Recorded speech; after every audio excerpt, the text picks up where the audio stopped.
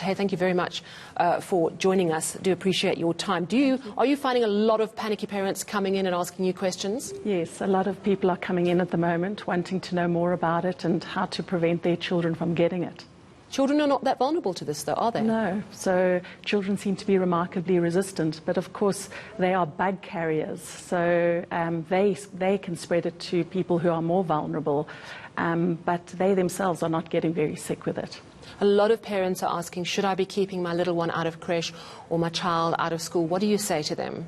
So I think that children who are vulnerable because they have primary immune deficiencies or are chronically ill or on immune suppressives, perhaps they should be a bit circumspect.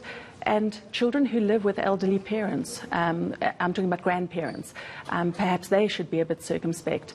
But I think for the rest of the children, okay, they are at low risk and they don't seem to be getting very sick at all. And I think people should really just continue sending their children to school to make sure that they are washing their hands properly. I think that they should be eating a varied diet which will support their immunities.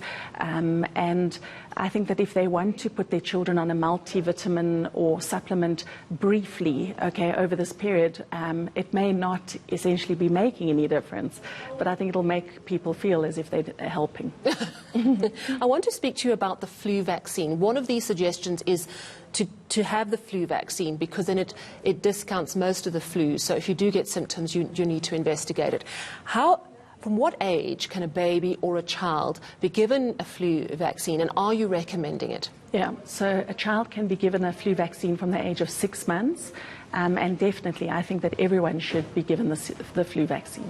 We are, of course, coming in for winter as well, Absolutely. aren't we? And the flu vaccine should be arriving very soon, and I think that everyone should be lining up to do it. When you say boosting immunity through a varied diet, lots of fresh fruit and vegetables? Yeah, so luckily most of our vitamins and minerals are obtained through a variety of foods. So often parents are worried that their children aren't eating enough. But if they're really eating across the food groups, they don't need a lot, and they're probably going to be replete as far as vitamins and minerals go. They need to get into the sun. Vitamin D deficiency is also contributes to immune dysfunction, obviously without burning, but children do need sunlight. And if they are eating things like supplemented cereals and all of that, they should really be replete. There's not much more that you can do. How do we make sure our children observe good hygiene? Because washing those little hands is quite a habit to instill. And let's face it, a lot of adults are not very good at that. So how do we educate our children? How do you get it through to them? I think by example. So if you wash your hands after you've been out and you wash your hands before meals, I think that they learn by example. I don't know that it's effective to keep following them around and everything they touch you wipe with a wipe. It's probably not practical.